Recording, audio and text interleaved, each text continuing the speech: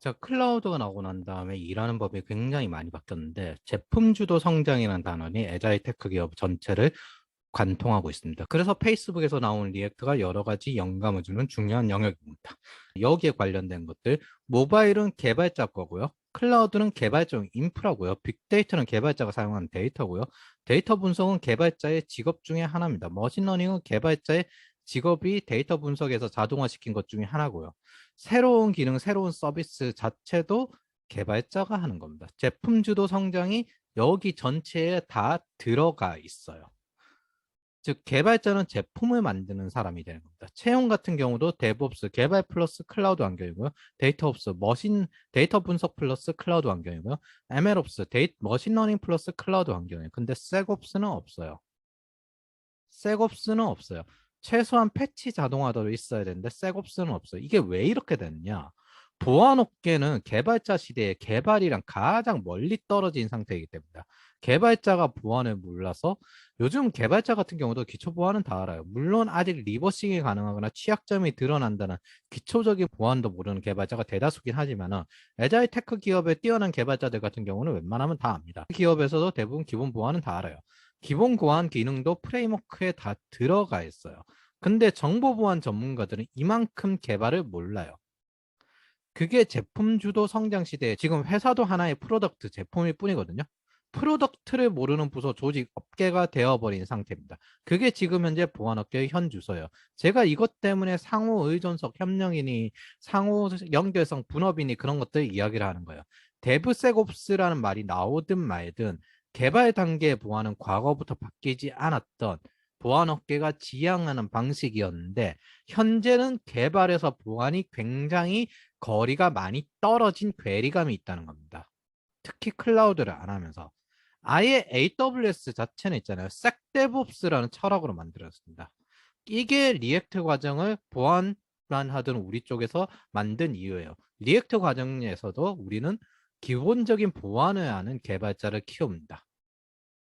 즉 보안을 아는 개발자 그리고 개발을 아는 보안 전문가 이렇게 키우는 게 지금 현재 우리가 데브섹옵스를 대응하는 방식입니다.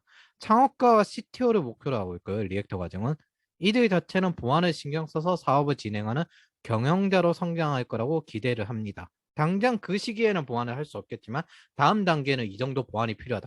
AI 스쿨 자체는 언제나 비즈니스를 지향하기 때문에 돈 권력을 지향하기 때문에 제품 주도 성장이라는 여기에 적응할 필요가 있습니다. 그래서 리액트 과정에서 진행하는 거 보면 하나의 가상 회사처럼 만들어서 팀으로 진행하고 있어요. 1세대 해커들처럼 그대로 개발 인프라 보안을 넓게 아는 사람을 만들고 있습니다. 그리고 각 영역의 상위 20%를 모두 다 하는 걸 목표로 하고 이거는 전문가한테 1년에서 1년 반 정도 꾸준히 공부하면 충분히 도달할 수준이에요. 클라우드가 들어왔다고 해서 전통적인 네트워크에 관련된 개념에 대해서 무지한 게 아니에요. 음, 음. 유튜브 같은 경우에도 방송 중심이었던 원래 있던 연예인들이 더 유리한 것처럼 클라우드 같은 경우에도 전통적인 레거시 인프라 하던 사람이 중심을 옮기면은 여러 가지 이득을 많이 얻을 수 있습니다. 문제는 시장이 고도화가 되었기 때문에 경험자들이 최우선적으로 필요한 시점이고 경험자가 아닌 사람들은 상대적으로 밀릴 수밖에 없다는 거예요. 그래서 빨리 옮겨가지 않으면 상당히 위험해집니다. 그래서 우리는 데브섹옵스를 할 때 두 가지를 받아들이려고 합니다. 레거시 인프라에서 클라우드로 빠르게 환경을 바꾸어야 한다. 레거시 인프라는 지금 시한폭탄 같은 관점이다. 1세대 해커들처럼 보안 전문가는 개발자화 되어 있다. 이게 지금 현재 2편에 말하는 메인입니다. 보안 전문가는 프로덕트에 개입할 수 있는 개발자화가 되어야 한다. 이제 정보보안 전문가 시큐리티의 시장을 분석해 볼게요. 클라우드 MSP 회사가 지금 1순위입니다. 들어갈 수 있을 때 들어가야 됩니다. 제가 전에 동영상을 공개했을 때 보안 전문가의 1순위 취업 루트는 보안 회사가 아니라고 했습니다. 대신 클라우드 MSP 회사를 가야 된다고 말했습니다. 이건 담당자를 제외하고 하는 말이에요. 현황을 분석하면 워터폴 레거시 인프라 보안회사, 애자일 클라우드 인프라 클라우드 MSP 이렇게 연결이 되어 있는데 클라우드 MSP는 클라우드 보안 서비스를 제공하려고 합니다. 전통적인 보안 회사들이 원래 네트워크 보안을 제공하면서 네트워크 인프라 회사들과 경쟁을 했거든요. 그리고 그 승리한 게 지금 전통적인 보안 회사고, 안넷 같은 경우나 윈스 같은 경우도 네트워크 보안 장비를 통해서 성장을 했어요. 똑같은 개념으로 클라우드 인프라 회사들이 클라우드 보안을 제공하려고 하고, 보안 회사보다 규모가 커요. 상대적인 유리성도 있고, 그리고 이것 자체가 데브셋옵스를 위해서 클라우드가 제공하고, AI처럼 클라우드 보안에서 최적화된 개념입니다. 데브셋옵스는 아까 펜타곤 자료를 보셨던 것처럼 클라우드 MSP에서는 클라우드 보안을 하려고 하고 있고요. 보안에서는 레거시 인프라에서 최적화되어 있다가 이제 클라우드 보안을 하려고 하는데 클라우드 보안 인력이 없어요. 그러면 규모로 한번 비교해 볼게요. SK 합병하고 난 다음에 매출이 좀 이제 늘어난 것처럼 보이지만 이전 매출은 안랩이랑 비슷했습니다. 안랩 매출은 연 1,700억이요. 클라우드 MSP 1위인 메가존 클라우드는 연 9천억 매출입니다. 덩치 차이가 굉장히 큽니다. 보안회사 주 고객사는 워터폴 공공기관이고 이들도 클라우드로 전환 중이기 때문에 클라우드 보안을 시작하려고 합니다. 그리고 클라우드 MSP는 보안회사 주 고객사인 워터폴과 공공기관을 지금 공략 중입니다. 이 클라우드 MSP가 보안회사의 이제 본토까지도 침략 중이란 거예요. 늦게 보안회사도 클라우드 MSP가 되려고 합니다. ADT캡스 MSP 파트너 자격을 획득하겠다. 쉽게 말하면 SK 시더죠. 윈스 클라우드 MSP 하겠다. 안랩 LG CNS와 파트너를 하겠다. 3대 SI도 클라우드 MSP를 하려고 합니다. LG CNS 안랩과 연합하겠다. SK CNC IBM과 연합하고 클라우드 3대 업체 클루커스 지분도 인수했습니다. KT도 메가존 윈스와 연합을 합니다. 삼성 SDS는 다 있어요. 삼성 SDS는 그냥 혼자 해줍니다. 참고로 AI스쿨은 이런 시장 트렌드를 확인하고 작년 8월에 클라우드 퍼스트로 바꿨고요. 보안업계가 정체되었다는 관점에서 저는 변동이 없습니다. 예전 클라우드 퍼스트로 바꿨을 때 보안업계는 정체되었다 이렇게 말을 했고, 이것들이 제 지인들을 통해서 보안업계 전체에 굉장히 안 좋은 관점으로 받아들여졌다라고 이야기를 듣긴 했어요. 그럼에도 불구하고 저는 변동이 없어요. 보안업계는 정체되었습니다. 그리고 변화에 느렸어요. 여러분들이 지금 하셔야 될 건 체인지가 아니라 트랜스포메이션을 하셔야 돼요. 외부 IT 업계에서 보면 클라우드도 없고 데이터도 없는 이 업계는 과연 IT 회사가 맞나? 이렇게 인지를 해요. 그래서 개발자랑 굉장히 거리가 멀어진 괴리된 보안 업계가 되었습니다. 왜? 고객사를 애자일 테크 기업은 그냥 안 받았어요. 돈이 안 된다고. 워터폴 그리고 공공기관만 유지를 했습니다. 그래서 AI 스쿨은 더 이상 보안업계 취업에만 고집할 이유가 없습니다. 재학생들에게 초월 차선을 제공해 주려고 노력을 해야 하는데, 개인의 선택이 아닌 낡아진 차선만 알고 그렇게 들어가면은 그 친구의 커리어는 그렇게 느려지기 때문입니다. 우리는 보안을 하려는 거지 굳이 보안 전문가의 필요는 없기 때문입니다. 이 간극에 관해서는 예전부터 꾸준히 이야기 나왔지만 지금은 이제 이게 심각한 수준까지 위협이라고 말을 할 수가 있습니다. 그래서 우리는 모두 제품 주도 성장에 익숙할 수 있는 개발자화가 되어야 합니다. 그리고 여차하면 개발자로 바꿀 수도 있어요. 실제로 개발자들 같은 경우에도 프로덕트 매니저가 되기도 하고 요즘은 마케터가 되기도 합니다. 그래서 앤디 워홀의 단어를 여기에 가져왔어요. 돈을 버는 건 예술이고 일하는 것도 예술이고 좋은 사업은 최고의 예술이다. 예, 여러분, 우리는 기본적으로 돈과 권력을 수단으로 하고 있습니다. 보안은 투자가 늘어나겠지만 그 투자가 보안업계로 늘어날 거란 보장은 없습니다. 자, 우리의 지금 현재 상태는 단지 과거에 했던 과거의 것이 기본이기 때문에 트랜스포메이션 하셔서 미래를 향해 나가는 진짜 현재로 바꾸셔야 됩니다. 그러면 이제 메가존 클라우드에 대해서 이야기를 해볼게요. 메가존 클라우드는 이미 유니콘이 되었습니다. 메가존 같은 경우가 원래 디지털 마케팅 개발을 하던 웹 에이전시였는데 대표님이 임직원이 전부 반대했는데 클라우드를 해야 되겠다 라고 말씀을 하셨어요. 그리고 지금 메가존이 저렇게 컸습니다. 그것도 어떻게 컸느냐, 여러분 보시면 아시겠지만 이게 성장 속도가 1100억 하다가 2033억 하다가 3171억 하다가 5111억 하다가 9000억 이렇게 올라갔는데 이게 적자에 보이시죠? 근데 기억을 하셔야 될 게 있어요.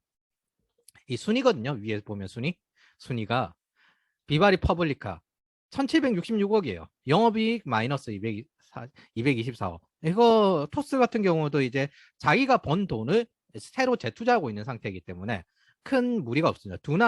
두나무는 이제 좀 다르죠. 이게 영업이익이 평균 92%예요. 이거는 두나무는 엄청 셉니다. 야노회자 영업이익 161억. 마켓컬리는 좀 적자율이 좀 커요. 당근마켓 같은 경우에는 재투자하면서 MAU를 계속 증대시키고 있는 상태고요. 위메프 같은 경우에는 10년 연속 적자로 악화일로 합니다. 근데 메가존 클라우드는 9천억 플러스 알파예요. 근데 이게 가장 큰 차이가 있어요. 다른 기업들은 투자금을 까먹고 있거든요. 이 기업은 그런 기업이 아니에요. 메가존은 일반적인 B2C 스타트업과 다르게 적자율도 굉장히 낮은 것도 있죠. 규모 따지면 솔직히 1위로 넣어도 상관없다고 봅니다. 단지 나머지는 투자 가능성으로 보고 전부 투자를 해서 그렇지. 스타트업은 투자를 받아서 그 돈을 쓰다 보면 더 이상 돈 나올 구멍이 없는 경우가 많지만은 메가존은 우리는 돈이 많아. 메가존 클라우드는 KT로부터 시리즈 C 누적 투자를 받긴 받았는데 지금 누적 투자 금액이 9천억인데 그냥 1년 매출이 9천억이에요. 1년 매출이. 그래서 적자 폭도 적고 회사 규모를 키우는데 재투자해서 상대적으로 연봉은 낮을 수 있지만 나중에 못 들어갑니다. 여기서 질문할 수 있어요. 돈은 남아도는데 왜 투자를 받았을까? 투자를 받는 게 두 가지가 있어요. 재무적 투자. 이걸 돈을 받아가지고 돈을 태워가지고 우리가 시장을 확대해야지. 이게 있고요. 그게 아니라 메가존은 전략적 투자를 받았습니다. 재무적 투자는 일반적으로 VC를 통해서 받아가지고 상장 후 차익을 통해서 이익을 얻기 위해서 언젠가 되돌려 받기 위한 목적으로 투자를 하는 거고, 전략적 투자는 함께하면 시너지가 날 것 같아서 하는 투자입니다. 파트너십이에요. 우선적으로 제품을 우리 쪽에 공급하고 우리와 연합하자. KT와 메가존이 연합한다는 게 여기서 나와요. 연합할 거면 투자를 해. 이런 식으로 하고 돈이 남아 돌아요. 자, 여기서 이제 시장을 더 확대시키기 위해서, 더 키우기 위해서 의도적으로 적자를 내고 있었던 거죠. 이렇게 자기가 돈 벌어서 크는 걸 부트스트래핑이라고 합니다. 이게 생존력이 어마어마하게 뛰어나요, 실제로. 이렇게 할 수 있는 기업이 솔직히 부트스트래핑 가깝게 했는데 매출이 9천억까지 나오는 기업이 지금 국내에 유일해요. 그것도 여기는 IT 기업이잖아요. 다른 데는 전부 B2C 기업인데 여기는 순수 IT 기업이에요. 그런데 9천억까지 올라갔습니다. 예.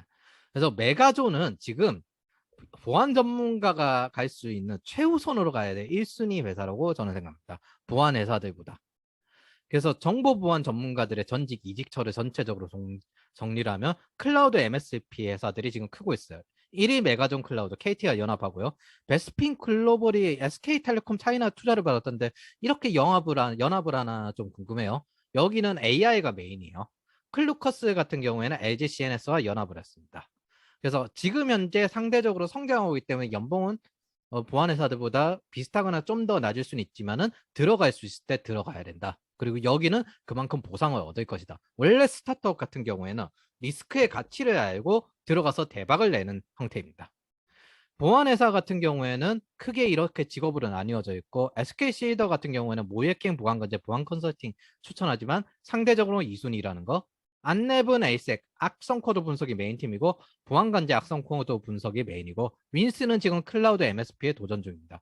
KT 메가전 윈스 이렇게 연합이 되어 있어요. 마지노선은 여기까지입니다. 나머지는 왜냐하면 클라우드에 대한 소식이 전혀 없어요. 모두 클라우드에 뛰어들고 있지만 이글루 스큐리티, 파이오링크는 클라우드에 대한 소식이 없고, NHN 같은 경우는 자체적인 클라우드 이렇게 하기 때문에 파이오링크도 거기에 영향을 받을 거라 생각을 합니다.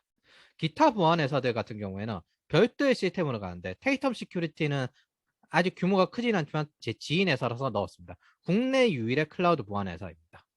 NSHC는 OT 보안 전문이고 악성 코드 분석을 추천합니다. 여기는 쉽게 말하면은 이제 기관망들의 문제가 생기고 전통적인 뭐 발전소망이라든지 댐이라든지 이런 것들에 대한 문제를 전문적으로 해결하는 글로벌에서 유명한 회사라고 생각을 하시면 됩니다. 아직 규모는 좀 적지만은 그럭저럭 자리를 잘 잡아 나간다고 생각을 해요. S2W램은 악성 코드 분석을 주로 하는 사람들에게 괜찮은 회사라고 생각을 합니다. 띠오리 같은 경우에는 오펜시브 리서치를 전문적으로 하고, 띠오리 대표 박세준 씨께서 로키트 마틴의 회사를 한번 팔고 창업을 하신 거라서 어느 정도 경영 능력도 검증이 되어 있습니다.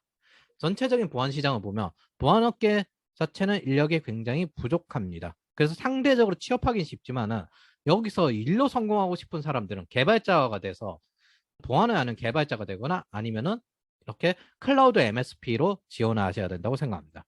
그래서 탑에서부터 순서대로 취업 활동을 하세요. 그래서 클라우드 MSP 회사에서부터 내려와야 된다고 생각합니다. 단 이건 모이에킹과 보안 컨설팅 같은 컨설팅 직업에는 좀 달라요. 컴플라이언스나 아니면 블랙 해킹을 하는 영역은 다르게 돌아갑니다. 세 번째, 이 영역은 현업에 있는 사람들을 위해서 하는 이야기예요. 첫 번째, 기존에 있는 보안 관제라든지 그런 보안 업계에 있는 사람들이 있을 거잖아요. 첫 번째, 클라우드를 익히세요. 무조건. 두 번째, 최소한 ELK는 익히세요. 자동화에 관련돼서 가장 영향력이 큽니다. 이것들은 공통이에요. 보안 관제 같은 경우는 클라우드 관련된 인프라 보안과 파이썬 자동화, 노드.js 그리고 쿠버네티스가 통일을 했기 때문에 네트워크 기반 취약점 진단을 익히는 게 좋습니다. 데이터 분석도 해볼 수 있으면 해보는 게 좋아요. 이것까지 딱 합치면 2년이 걸릴 거예요. 그러나 이걸 계속하면서 계속 도전해 나가셔야 됩니다. 보안 컨설팅 같은 경우에는 AWS, Azure, GCP 환경에 관련된 것과 글로벌 컴플라이언스를 좀 더 공부하시는 게 필요하고요. 어차피 보안 컨설팅 같은 경우에는 컴플라이언스가 메인이기 때문에 취약점 대신에 이제 해외 진출을 못하는 단점이 있는 거죠. 취약점 진단 같은 경우에는 빠르게 퍼블릭 클라우드 쿠버네티스 기반으로 익혀서 취약점 진단을 할 수 있어야 됩니다. 모이해킹 같은 경우에는 클라우드 기반 모이해킹을 하거나 아예 모바일 개발 연구 트리로 가는 게 더 나을지도 모릅니다. 그 모이해킹 같은 경우는 테크니션이니까 리더가 되는 형태는 아니니까 IT 자체를 잘하는 사람이 되는 게 중요합니다. 개발을 잘할수록 기회가 늘어나고 모이해킹만의 장점이 있다면 개발자화된 보안 전문가로 활동할 수 있어요. 다만 개발자와 거리가 꽤 있는 모이해킹 전문가도 많지만은 저는 모이해킹은 개발자화가 되어야 된다고 생각을 합니다. 기본적으로. 그게 우선이고 그 다음 단계가 모이해킹이라고 봐요. 트러블 슈팅을 전문적으로 하는 사람들 중에 한 명이라고 봅니다. 동통상은 제품 주도 성장과 개발자의 개발 방식과 환경 이런 것들을 파악하고 아예 리액트를 하면서 직접 개발해 보는 것도 추천합니다. 그 신규 직업 우리가 모두 노려야 되는 직업이에요. 데브옵스, SRE, 클라우드 백엔드 개발 보안 이 세 가지를 합친 게 신규 직업 영역이라고 생각합니다. 기본적인 기능 만들고 난 다음에 아키텍처로 활동 확대할 때 이 사람들이 하거든요. 그래서 장기적으로 파이썬 데이터 분석은 다 도입하는 게 목적이에요. 여기서 이제 저희가 운영하는 과정들에 대한 목표점, 장기적인 목표점을 따지면 리액트 개발자 같은 경우에는 기초 웹 해킹이 가능한 프론트엔드 디벨로퍼로 넘어가면 창업가가 되는 거고요. 제품 주도 성장을 하는 창업가가 되는 게 목표인 사람들이고요. 이 사람들은 경영을 공부해야 되겠죠. 엔지니어로 넘어간다면 CTO 커리어로 넘어가는 거기 때문에 전체적으로 다 공부를 해야 됩니다. 기술적으로. 보안 과정 같은 경우에는 개발 과정을 추가해서 진행할 거예요. 최종적으로는 데브옵스 SRE를 만들기 위한 과정이고 자바 기반으로 진행을 할 겁니다. 결국에는 지금 자바로 많이 통일이 되었어요. 파이썬 백엔드도 꽤 많긴 하지만 상대적으로 규모가 적은 회사들이고요. 자바가 제일 서버가 빠르기 때문에 자바로 할 수밖에 없는 상태입니다.